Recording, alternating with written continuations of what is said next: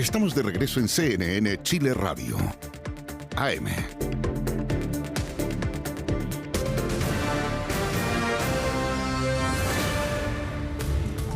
Las primeras declaraciones del ayatolá de Irán tras el cese al fuego que Estados Unidos, anunció después de los bombardeos a sus instalaciones nucleares. Es la noticia de esta mañana. Isel Guerra nos amplía. ¿Cómo estás, Isel? Buenos días. ¿Cómo están, Hola, Carola? Seba, muy buenos días. También a quienes nos acompañan a esta hora. Comenzamos esta revisión internacional precisamente con este primer mensaje que ha entregado el líder supremo de Irán durante esta jornada, en una noticia que ya se advertía en redes sociales, también en algunos medios estatales iraníes. Y a las 2:05 de la tarde, hora local, es que finalmente es publicado, por cierto, este mensaje de la ayatolá Ali Jamenei, donde entrega sus primeras declaraciones tras los ataques estadounidenses de la madrugada del domingo. Varias declaraciones, partiendo porque entrega o da a conocer lo que califican desde Irán es una victoria sobre Israel respecto de los sitios nucleares, donde Trump ha asegurado que prácticamente han sido borrados o eliminados, retrasando en décadas la realización del programa nuclear iraní. Aquí el ayatolá Ali Jamenei asegura que no ocurrió nada significativo. De hecho, ha amenazado con nuevos ataques a bases estadounidenses en la región, porque aseguraba Jamenei durante esta jornada: si ocurre un ataque, el costo para el enemigo y el agresor sin duda será alto. Todo esto cuando Jamenei dice que Trump pidió a su país rendirse, pero sus comentarios, y aquí cito textual, fueron demasiado grandes para la boca del presidente de Estados Unidos. Y esto se suma además a algo que ha estado ocurriendo, o que estaba ocurriendo hasta hace algunos minutos atrás, y era la conferencia del Pentágono, que había sido ampliamente publicitada por Trump el día de ayer. Aseguraba, por cierto, en declaraciones en Truth Social, que era una actualización importante la que se iba a hacer durante esta jornada, y efectivamente el secretario de Defensa, Pete Hegseth, acompañado también durante esta jornada del jefe del Estado Mayor Conjunto, Dan Kane, entregaban una actualización respecto de estos ataques e insisten en la premisa de que lo ocurrido el pasado día domingo fue un éxito histórico. Esa es la premisa que defiende aquí el Pentágono y la Casa Blanca. Claro, y cuesta todavía despejar esos discursos de lado y lado para saber qué fue lo que realmente ocurrió. Todavía no hay una evaluación de algún tercero suficientemente objetiva. Era de esperar en todo caso que hubiese trabajo comunicacional de cada parte tratando de marcar la victoria. Pero objetivamente, si uno ve lo que ocurrió en la base aérea de Qatar, ¿no? Y la forma en la que se desarrolló ese ataque, probablemente la respuesta iraní, en contra de Estados Unidos al menos, fue bien menor. Moderada, menor, total. Y sumamente calculada, teniendo en cuenta que el propio presidente Donald Trump reconocía y agradecía, por lo demás, a Irán de que se le hubiera avisado con una anticipación suficiente para evacuar precisamente. Very nice, decía. Exactamente, sí. Y en esa misma línea también Trump ha insistido, por cierto, bajo la misma premisa de que efectivamente los daños que se realizaron contra los sitios nucleares, 3 sitios nucleares, fueron suficientes para retrasar este programa en décadas. Y en ese sentido, obviamente que es un golpe de efecto el que se intenta hacer, o una estrategia clara del gobierno estadounidense con esta conferencia de prensa que se está llevando adelante ahora, como tú nos contabas, Isel, con el secretario de Defensa, Pete Hegseth, y el general Dan Kane, que es el jefe de los, de todos los encargados de seguridad y del Pentágono. Y están haciendo este punto de prensa insistiendo en que este informe que se había conocido ayer temprano, o antes de ayer, ya no me acuerdo, antes de ayer en la tarde, que publica CNN Internacional, de que en realidad el daño había sido moderado, ya ha quedado desactualizado, y que la información consolidada de la administración es que efectivamente el daño fue severo, y no de moderado a severo como había planteado este primer informe de inteligencia. O sea, se hacen cargo de la veracidad de ese informe, pero dicen ha quedado desactualizado. ¿Sobre la base de qué antecedentes podemos verlos? ¿Hay imágenes? ¿Hay, qué sé yo, algún otro tipo de registro? Por lo menos hasta ahora no. Sí, y de hecho en esa misma línea, parte de las declaraciones de esta mañana son las siguientes. Precisamente el jefe del Estado Mayor Conjunto hace un punteo. Estado Mayor Conjunto, eso era. Aquí señala, primero, que las armas se construyeron, probaron y cargaron correctamente, ¿no? El armamento utilizado por Estados Unidos para lanzar este ataque. Segundo, que las armas se lanzaron a la velocidad y según los parámetros. Tercero, que todas las armas fueron guiadas a sus objetivos y puntos de mira previsto. Y cuarto, que las armas funcionaron según lo previsto, es decir, explotaron. Ahí hacía una especie de resumen o de reseña precisamente de todos los pasos necesarios que aseguran también desde Estados Unidos son puntos cruciales para decir que esta misión o que este operativo funcionó. Lo cierto es que hay varias preguntas que hasta este momento Estados Unidos no ha podido responder, al menos hasta esta conferencia de prensa, y es, por ejemplo, plantean aquí algunos analistas el paradero de 408 kilos de uranio enriquecido que son necesarios para la fabricación de una bomba nuclear. Aquí hay algunos expertos que plantean que es poco probable que hayan sido destruidos, teniendo en cuenta que desde Irán y desde la OIEA aseguraban que no habían rastros precisamente de una filtración nuclear a raíz de estos ataques y que en rigor se había mantenido dentro de los parámetros y de los rangos normales.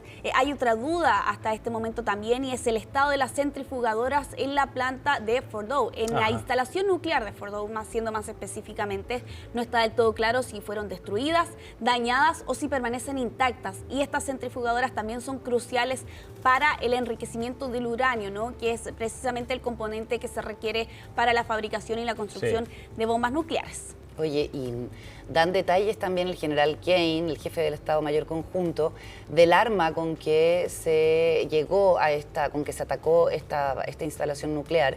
Se llama el Massive Ordnance Penetrator, que dice que se ha desarrollado durante 15 años, que el ejército estadounidense lo ha desarrollado específicamente con el programa nuclear iraní en mente, y durante el desarrollo de la bomba, los científicos del ejército utilizaron este supercomputador para, digamos, lograr esta arma impactante, digamos. Sí, exactamente, la GBU-57, que por lo demás nunca antes había sido probada, podríamos decirlo, en el campo de batalla, ¿no? Claro. Había realizado pruebas teóricas, pero no para ver si es que efectivamente había conseguido un objetivo, la denominada bomba rompe búnkers, precisamente porque las instalaciones nucleares iraníes están a profundidad considerable, sobre todo en el caso de Fordow, donde se hablaba que las salas principales estaban entre 80 a 90 metros de profundidad, ¿no? Precisamente por eso también se requería allí de la presencia de Estados Unidos para lanzar ese ataque.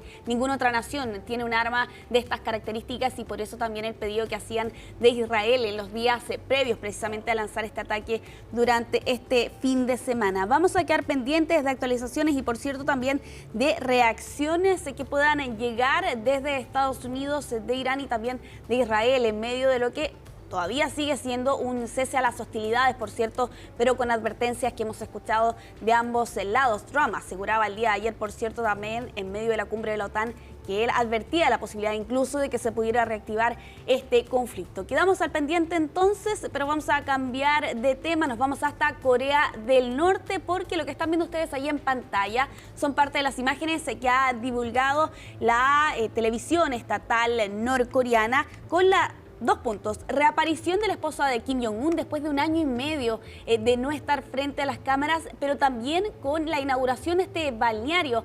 Vemos precisamente allí a Kim Jong-un en Corea del Norte, exactamente donde realiza este evento el líder norcoreano con, ojo, la figura principal de su hija. De hecho, la esposa, que se llama Ri Sol-yu, está a varios pasos más atrás, la vemos ahí entre medio de Kim Jong-un y su hija, vestida de una blusa blanca con un pantalón negro, allí a varios pasos señalan, y es algo que ha sido puntualizado y reiterado por diferentes medios. Allí la vemos también en esas imágenes, después de estos 18 meses, donde precisamente la hija que vemos ahí en pantalla ha tomado un rol muy relevante. Aquí algunos expertos incluso se atreven a asegurar que Yu Ae, que se cree su nombre por lo demás, va a ser la próxima figura o la líder de este régimen, y todo esto cuando se ha inaugurado este balneario en la costa este, en la región de Guasana Calma, con una reapertura que está prevista para el próximo 1 de julio, con un complejo que, según desde el régimen, puede albergar hasta 20.000 personas. Son 4 kilómetros de costa, donde supuestamente hay restaurantes, hoteles, pero lo cierto es que más allá de este objetivo de que supuestamente se busca impulsar el turismo, la verdad es que quedan bastante dudas si es que efectivamente alguien podría ir directamente hasta este lugar. Claro, ¿quiénes pueden acceder a eso? Sí, se ve muy bonito en todo caso. Exactamente, y ojo que se tardaron 6 años finalmente en entregar o inaugurar precisamente este balneario que en rigor estaba previsto para el 2019, pero que por el COVID-19, recordemos que Corea del Norte cerró sus fronteras, les reabrió el 2024 para turistas rusos particularmente. A inicios de este año se permitió el ingreso de algunos occidentales, como personas provenientes desde Francia y algunas otras naciones europeas cruzando desde China, pero eso semanas después se canceló. Lo cierto y la pregunta que planteaba es básicamente porque dentro del restringido turismo que existe en Corea del Norte, para poder acceder básicamente se hace con agencias estatales que controlan cada paso prácticamente que dan los turistas. Bueno, aquí plantean algunos expertos que en rigor lo más turístico, podríamos decir entre comillas, que tiene Corea del Norte es la zona desmilitarizada, ¿no? La frontera que comparte con Corea del Sur, más allá de este balneario que estamos viendo allí. Oye, el despliegue espectacular, la cantidad de limusinas, embarcaciones, el edificio mismo, el complejo entero es espectacular. Sí, quizás no vamos a saber cuánto sería el costo detrás de este proyecto, pero de todas formas es parte también del discurso y de la retórica que tiene el régimen norcoreano detrás de este tipo de acciones y evidentemente allí con la presencia de lo que podemos entender, ¿no? Son adherentes del régimen de Kim adherentes entre comillas. Exactamente. Vamos a quedar pendientes también allí de esas actualizaciones. Vamos a avanzar en esta revisión internacional con estas imágenes impresionantes de lo que ocurría en las últimas horas del día de ayer en París y en Francia, en gran parte de esta nación, con esta tormenta que generó al menos 2 personas fallecidas. En pleno verano. Y varias, exactamente, en pleno verano. Y ojo, porque horas antes, esta zona, particular el centro de Francia, había enfrentado una ola de calor con temperaturas que llegaron hasta los 35 grados, pero rápidamente se convirtió en esta tormenta que lamentablemente deja 2 personas fallecidas. Un niño de 12 años al sur de Francia murió por la caída de un árbol. También un hombre que sufrió allí un accidente, son parte de las víctimas, donde además se suman 17 personas heridas. Una de esas personas está herida de gravedad. Incluso, Carola Seba, se suspendió la sesión de la Asamblea Nacional. Una diputada publicaba en su cuenta de X: se está lloviendo el techo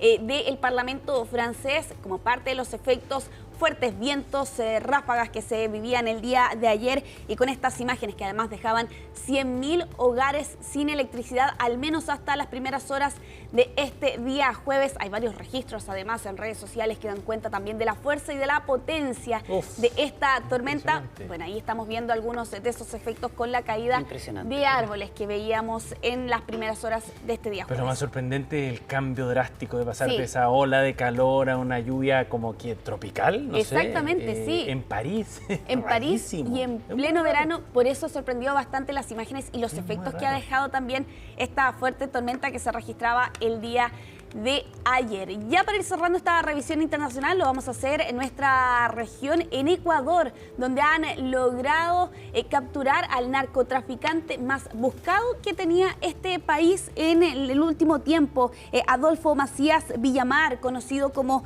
Fito, líder de los choneros, a quien, ojo, y es un nombre que podría sonarles más bien, porque se le atribuye, por un lado, la transformación de Ecuador en lo que ha sido este país en los últimos años, lamentablemente marcado por los altos índices de violencia y de homicidio, pero sobre todo porque se cree que sería él quien habría solicitado o exigido el asesinato de Fernando Villavicencio, este candidato presidencial que fue asesinado en la campaña del 2023. Que lo mataron subiéndose al auto. Exactamente, sí, en plena campaña electoral que estaba atravesando también la nación sudamericana por ese tiempo. Y fue encontrado allí, donde están viendo ustedes ahí en pantalla, en este búnker subterráneo que según los detalles que han podido conocer los medios locales, tenía aire acondicionado, ventiladores, refrigeradores en una instalación, en una vivienda que además tenía otras comodidades. Se habla incluso de un gimnasio. Bueno, él estaba escondido debajo de su casa de lujo en la ciudad de Manta, en Ecuador, con un operativo que se extendió por 10 horas, donde trabajó la policía y el ejército,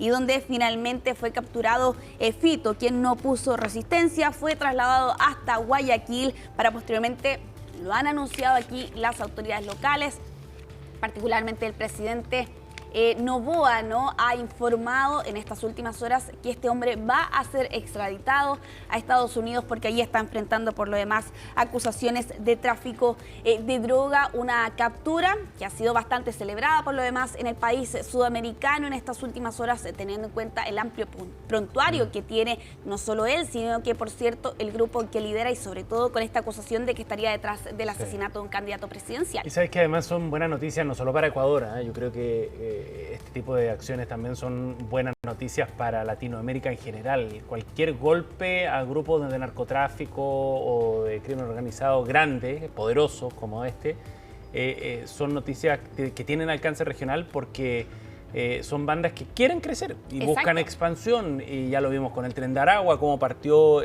ahí en Tocorón, en la cárcel de Tocorón en Venezuela, y terminó transformándose en un problema para todos los países de la región, incluyendo Chile. Yo creo que ese riesgo existe con cualquier banda que pretenda ir creciendo como una especie, perdón la analogía, pero de empresa multinacional, claro, ¿no? Exacto. Como un holding que quiere ir creciendo.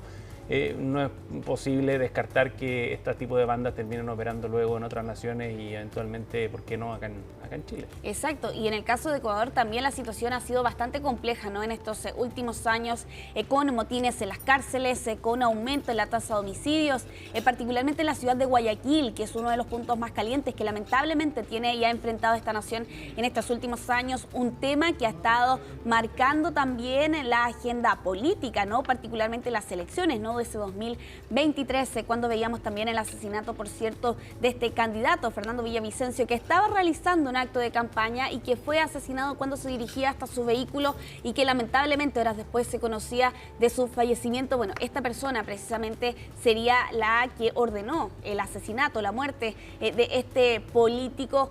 Todo esto cuando Ecuador lamentablemente ha debido atravesar en este último tiempo un aumento de las cifras de homicidios. Noboa ha aplicado varias medidas, algunas han sido también bastante cuestionadas.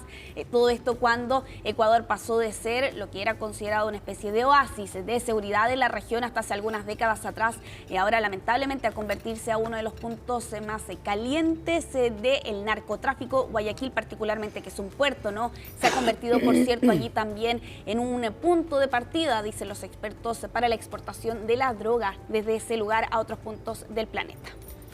Bien, Isel, gracias por acompañarnos. Nos vemos más tarde con más actualizaciones. Así es, nos vemos, que estén bien. Gracias, Isel. 9:18, nos vamos a una pausa esta mañana acá en CNN Chile Radio y ya volvemos con más información.